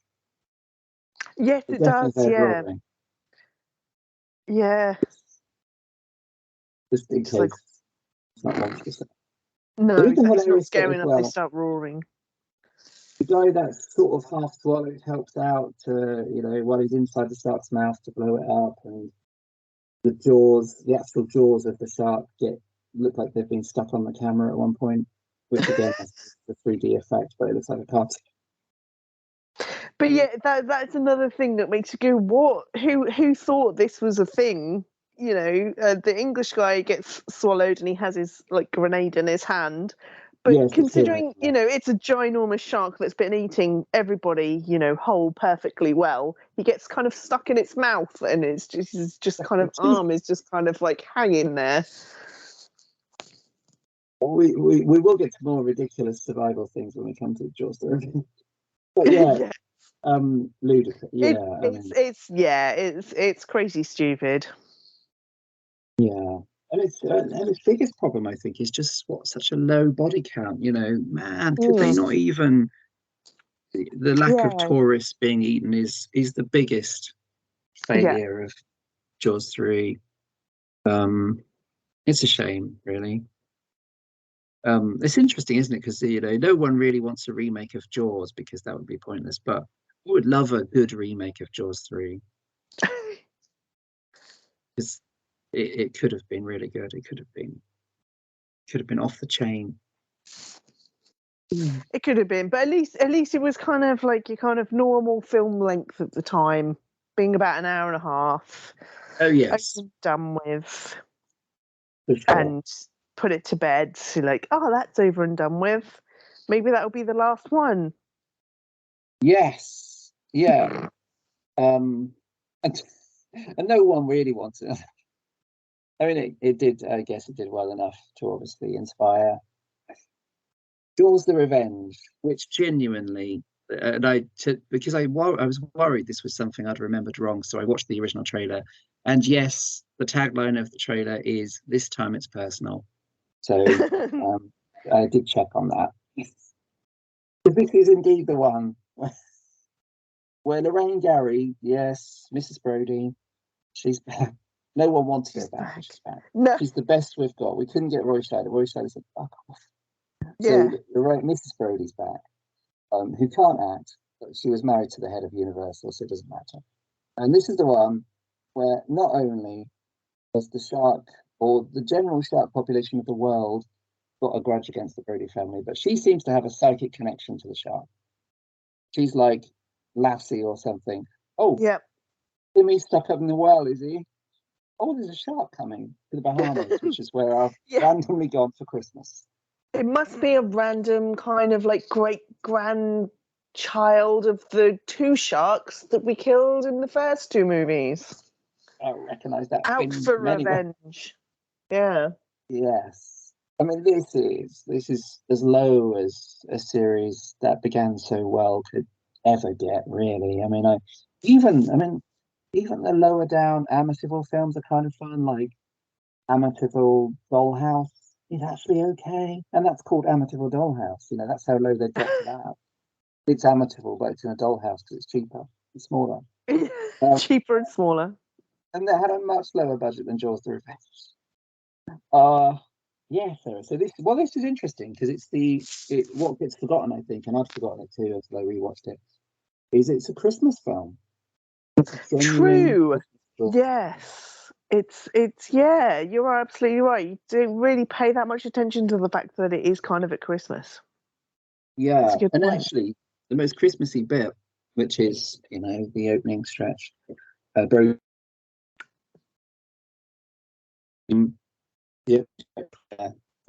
which one is it? Sean Brody. Sean Brody, yeah, the younger son, who's perpetually scared of the water. That Sean, yeah. Yes. That one. He's in the water, right? What's he doing? What's he doing now? Isn't he working on the water? He is, isn't he? Isn't he like the sheriff or something? Yeah, he's the guy that goes out and basically his dad. Yeah. In a coastal town. Well, he's still in Amity, isn't he, at the start? Yeah. That's where it happens. So he stays in the coastal town where he'll be working on the water on a frequent basis. Yeah. And it's a call out. Well, totally petrified of water. And it's a call out while the town choir is singing like the first farewell and stuff. It's actually the only good. This is possibly the only almost good sequence in the film, which is where he goes out and he's on his boat. He's attacked by a very kind of fast cut. Look, you hardly see the shark. You see it in very quick kind of flashes, which is not a bad idea to do that kind of approach. And he gets his arm ripped off, from what I could tell. Yeah. And that's it for Sean. And that's an okay sort of start. We quickly find out that Brody's you see Brody's picture on the wall in the Amity police station, and we find out he's died in the interim. And Mrs. Brody is now a grandmother, and that means she has to have an incredibly irritating, high-pitched granddaughter who shows up to not be eaten, obviously, because we're past the point of we Jaws. don't do that. No, we don't do that anymore. No dead kids since 1975. And essentially, with a bit of cost-saving flashbacks to the original, which for some reason are in black and white, including scenes from the actual film we're watching. Did you notice that? There's a point at the end where they steal the exploding shark images from the original anyway for the exploding shark.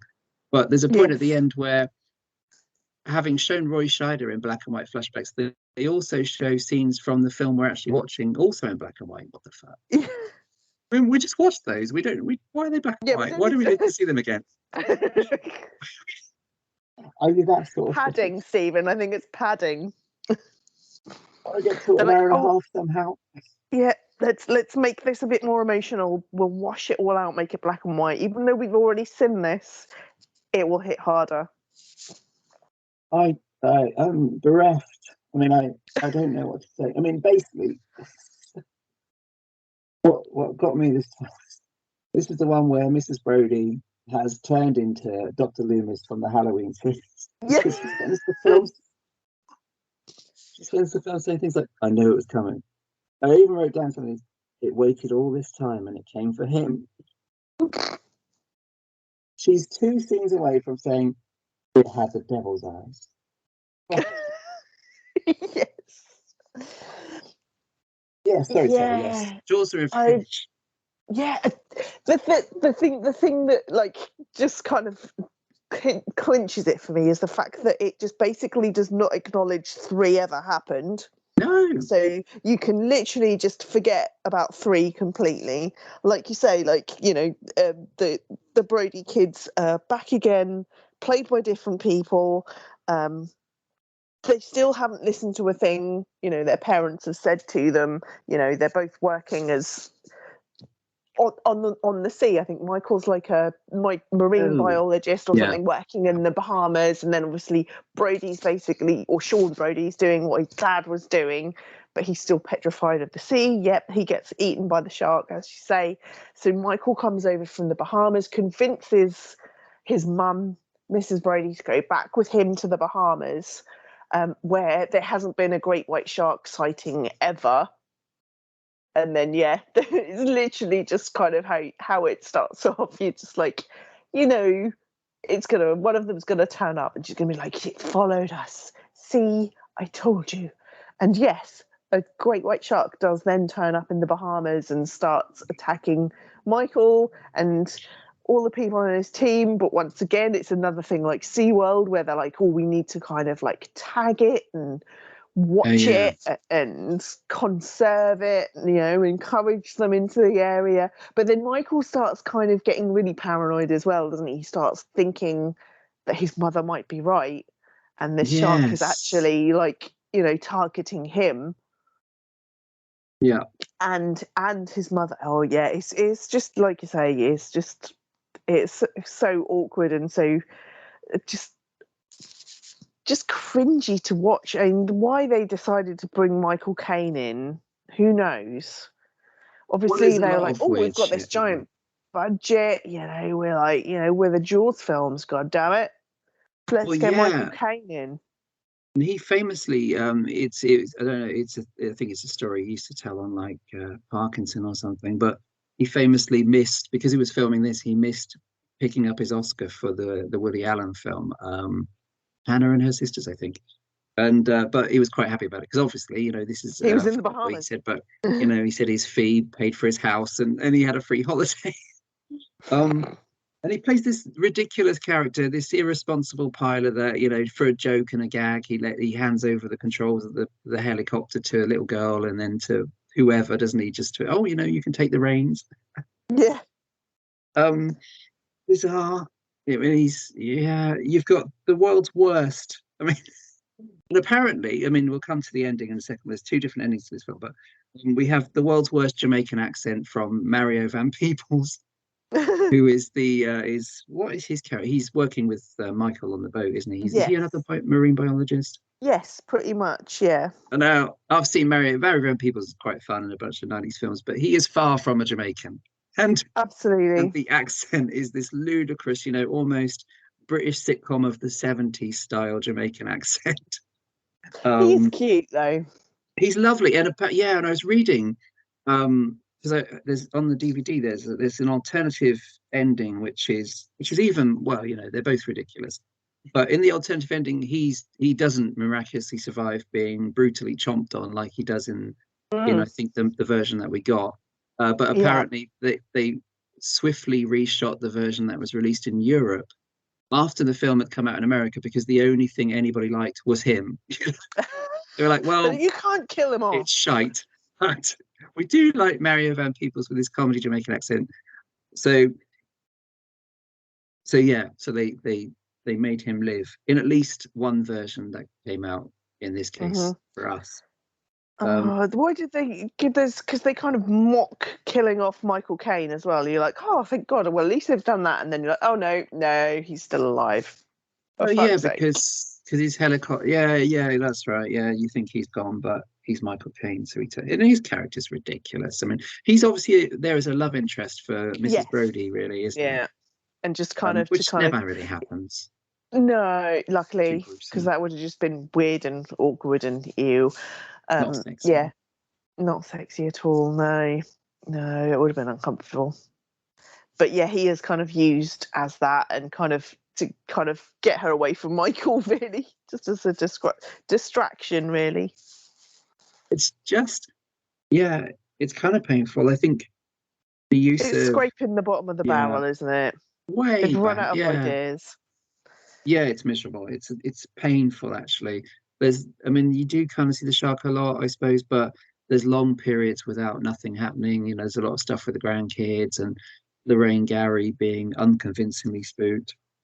She's a rubbish actress. Let's face it. She ticks a box. She services her role in the original reasonably well because she doesn't have that much to do. She's the supportive wife and all that, but two, she's just there to make up the numbers because, well, the whole gang's back. Everyone that's not dead except for Richard Dreyfuss is back in in number two. The mayor's there to say his catchphrase. But here she's the leading lady of the fourth. She's the main character and she can't act. No, she's far too hysterical. Yeah, and in her defense, the role is shite, isn't it? There's nothing.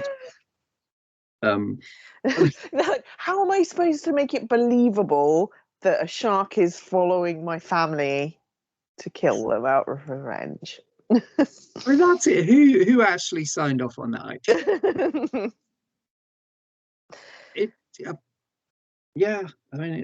Is it the most absurd of all excuses for a sequel of all time? Maybe.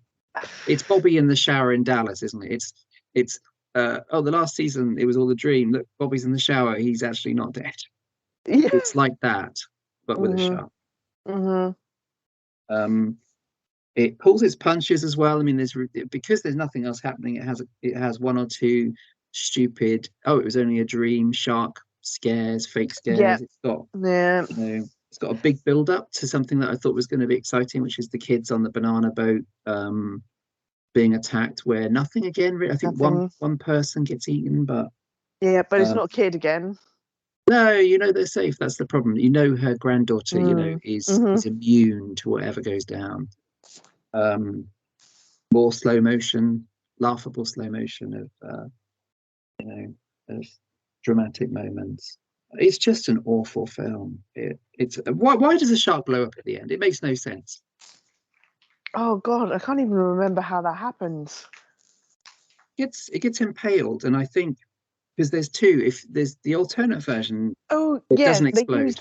they use the weird kind of like battery things, don't they, to make a Yeah, frequency and explode it. Yes, I remember now. Oh, it's also yeah, memorable.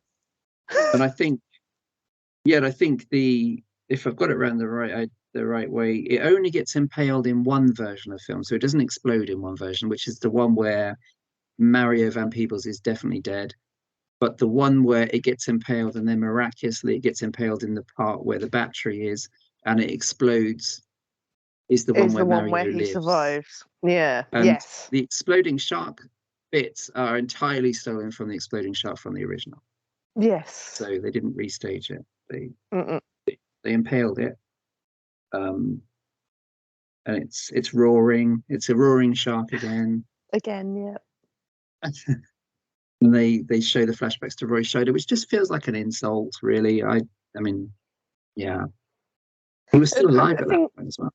yeah, I mean, I kind of feel like those parts of the movies are probably the only bits that actually made me genuinely smile. But it's only because I was like, oh, yeah, that's from the Yeah, first because one. he's I so remember nostalgic. that. Yeah, Yeah.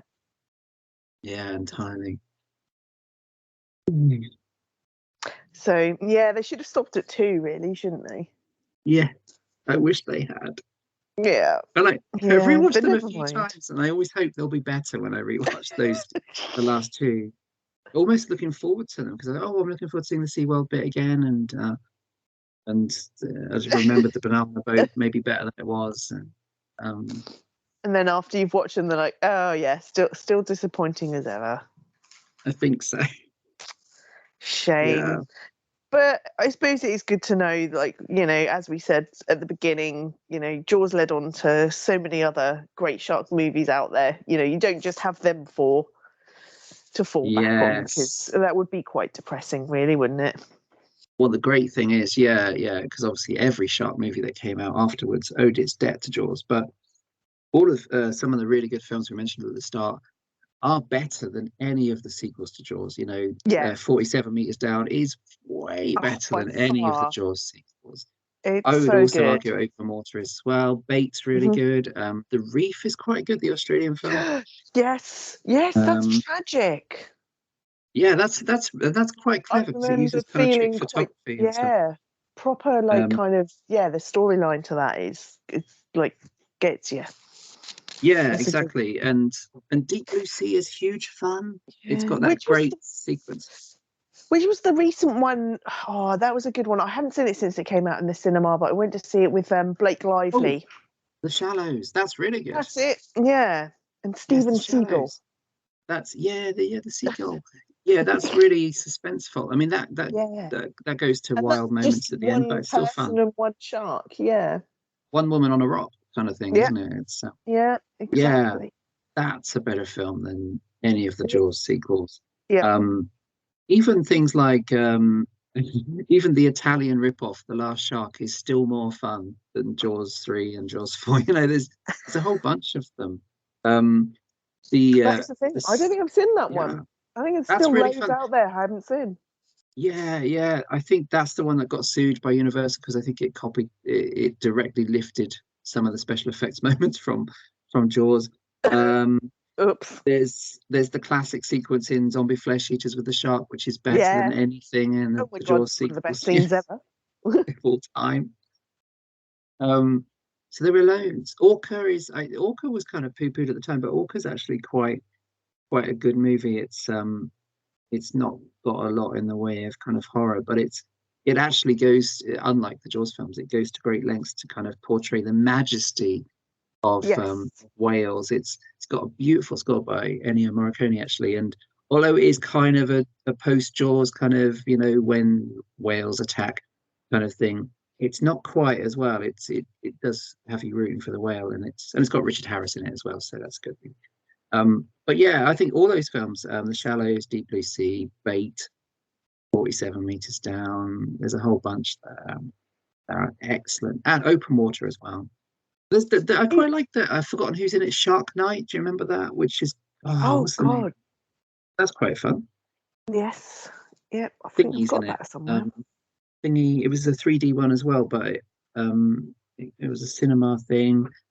Apparently, I still haven't seen it, and I keep meaning to watch it. But apparently, Deep Blue Sea 3 is genuinely really good. I've Oh, seen okay. two. Two is okay, but it's nothing special. But apparently, I will make a point of watching it. Deep Blue Sea 3 is the one that's really good. Ah, cool. So that's maybe one to check out, but that's on my list. Yeah, Finding Nemo with Bruce. That's it's like Shark Tale. Yeah, Yeah, yeah. Animation. Sharky and George. I used to love that Yes, cartoon. yes, I yes. A still bunch of remember the theme cartoons. tune. Yes, yeah. So they're out there, and all of them are a zillion times better than Jaws 3 or Jaws 3. Yeah. There's no question. Sharknado, two-headed shark attack, or five-headed shark, They are brilliant. I think one-headed shark. it's been a 10-year anniversary of one of the Sharknadoes. I don't know if it was the first one or Oh, God, yes. very Yeah, recently. probably. I'm just quickly looking it up. Yeah, 2013 was the first Sharknado. So yeah, 10 years. 10 years of Sharknado. I mean, thank God they stopped at 6, but those movies Yeah, the are joke had. a lot of fun. Like I Wait a say, minute. first 3 are my favourite. I think 3 is my actual favourite out of all of them. Just I with the seem to Frankie remember it Muniz bit. peaking. Yeah, yeah. I seem to remember being excited by 2 and then 3 kind of smashing it, and then then it tailed off, didn't it? Then it went really stupid. What about one last one for the road? What about Sky Shark? Yes, I That was loved Sky bonkers. Sharks. Sky Sharks was great. Had an amazing soundtrack as well. Yeah, I mean, Yes, zombie actually. Nazis riding mechanized flying sharks. It was How, actually, what's yeah. not to love about that? It was fucking brilliant. The opening sequence was fucking Oh, was that brilliant. on a plane? Oh, It starts on a plane, yes. doesn't it? Yeah. Yeah. Yeah. Sharks. Kids on a plane. Yes. Um, yeah, one of the great I regrets. need to get that. Is it out Yeah, on? I don't know what Surely happened. it's out on DVD. Yeah, I mean, it that was shown at must Fright be. Fest about 2 or 3 years ago, maybe even because I remember that being advertised forever. Yeah, 2020 there were that came out. flyers. Yeah, well, one of the great, possibly the most annoying thing about COVID was that it meant that Fright Fest premiere of Sky Sharks was only online because there Oh was no yes, I actual remember. I watched festival. it. I You watched watched it, it didn't at you? home, didn't I? Yeah. Yeah, and So it I'm would have trying to. gone down a storm with a big audience, a slightly Yeah. drunken That would audience. have been so fun. Yeah, and a big I drunk know. audience, like one of the last nights, last films of the night or something. That would have been bloody Yep, awesome. it's a midnight movie that's made to be. Um, yeah, that was mental, and that's the kind of thing, That's if you're going to make something like that, go to town. Yeah, go nuts. Exactly. Yeah, I Um, think it is on DVD and yeah, I Blu-ray. remember it coming out vaguely, but then it got forgotten about, didn't it? Like you said, Yeah, all the hype before it, even when it's being made, there was a lot of hype, and there was an early it trailer that was. we watched. Um, and then it just sort of dwindled away, I guess. Too much other stuff around. Damn it.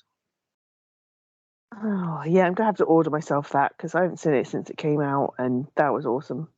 Just for the epic opening, it was brilliant. The opening was tremendous. Yeah. There we go. Some Sky Shark type recommended. Yeah, Sky Sharks. Everybody watch that and Yes, read all of the other delights. And it's a shame about the Jaws series, but at least you've got an unsurpassed original, a fairly absolutely. fun That second is the one. best of the best. It is, yeah. Nothing else comes near it. Um, some of the movies we just mentioned come near to it, I suppose, in terms of For like there's sure. massive suspense in 47 meters down, massively, and things like Bait and Deep Blue Sea have got real fun stuff too. So Yeah, I mean, it kind of came a time where you do. I love a giant practical rubber that doesn't really look like a shark. mm, They then kind of then shifted and went for like realistic ones, actual proper shark footage and, using real yeah, sharks as such, which it brings the dread more. But when it comes to like, proper detailed, gory attacks that are just kind of a blood fest and, you know, for the japes and the intestines and stuff, you can't beat your kind of foamy giant puppet shark, really, can you? Whereas 47 meters down, you know, there's none of that schlocky, laughy, jokey stuff. This is pure, you know, you're going to have like heart palpitations. Ruthless. Yeah, that's totally anxiety-ridden stuff, isn't it? Yeah, there's a lot to be said for your kind of funny, foamy puppets and stuff as well. Yeah, totally. Oh man, 47 meters down. I was watching it at home as well, but I felt I need to get out. I need to get outside. I felt really trapped. I think I was watching it. I was watching it late at night on my laptop with my headphones on. Fucking hell. I was sweating. I had my fist in my mouth. I was having trouble breathing. It was brilliant. I loved it. An absolutely amazing experience. Fantastic. But yeah, fucking hell. There's very few films that have made me do that. I mean, this is deviating slightly, but you said to me, you know, I needed to watch The Fall. I don't know if I mentioned this. I watched it. Not The Fall. It's just called Fall, isn't it? Yeah. Which is, you know, incredibly intense and kind of claustrophobic and, you know, vertigo causing and stuff. But it still did not do to me what 47 meters down did. I don't think any film ever has. That's why that will always stick in my mind. Yeah, I thought it was exceptional as well, 47 meters. I think the only thing I can compare it to in terms of that is probably, well, The Descent, actually, because I felt incredibly claustrophobic in that, but also Buried, the Ryan Reynolds film, which we watched at Fright Fest. It was a surprise film, a late replacement for a Serbian film that they weren't allowed to show. But Buried on the big screen, you know, given the two, I've still never seen a Serbian film. I don't really want to see it, but I've seen Buried many a time, and I would still go, you know what, I'd watch that. I'd rather watch Buried. Buried is harrowing. Great. Yeah. I was right there with him. Serbian film is a possibly a different subject for another day, but it goes there and then some. Yeah, Serbian film, it does go to that very dark place, and probably will never shake off those images. But yeah, Buried is, well, they fit together, don't they? These are like Open Water. They're all like, there's loads of this kind of film. They're all like films with about 2 or 3 characters. In Buried's case, just one, but most of them at least 2, and in a confined space with a kind of 90-minute fight for survival that you're not convinced they're going to make it, which is it really taps into your emotions and you're invested in them, and I love that high concept. You want them to make it, but you have no idea which way it's going to go. Yes. Oh, another one. No sharks, but Adam Green's Frozen, not the one with Let It Go, which is the 3 people on a ski lift. That's really good. And I think there's wolves. You know, they're trapped on a ski lift. There's wolves downstairs, or on the ground rather. And that as a past. Oh no, I've not seen that one. I've seen the Disney one. Yeah. Imagine. I reckon that's been led to a few mix-ups, hasn't it? We got Frozen for you. Come on, Alfie, let's watch it. Fucking hell, what's those wolves? Mom, I don't remember there being wolves shit my pants. And there's other things as well, isn't there? Like Burning Bright, which is, it sounds shit, but it's the one with the tiger in the house. That's really good. Tiger in the house during a storm or something. Crawl is the one with the alligators in the house. Yes. Flood, which is quite good. Crawl is brilliant. I love Crawl. Good, isn't it? Yeah. It's a bit far-fetched, but it's also great. What about Blackwater? I don't know if I've seen Blackwater. That's good. That's like essentially 3 people up a tree with a prop. Oh yes, no, sorry, I have seen that one. Yes, I have seen that one. Yeah, that's another kind of like really freaky, gruesome, like limbs being torn off, and yes, I do remember that one. That's that's very good. And it's very small scale again, you know. Yeah, in a way, it's more atmospheric and a bit more real than Crawl is. Crawl gets a bit stupid, but I think at some point there was an attempt. But Crawl is really good. Oh, Crawl's great fun. Yeah, I like the idea of that. That was proper tense. If you go with it was. I think that's why I love those kind of like monster movies, animal movies. Yeah. They're some of my favourites. Oh, definitely. And they all owed the debt to, to the original Jaws, Yeah. one way or another. Um, yeah, tremendous. Well, No. that's it, I think. Gosh, that Yeah. was good, wasn't it?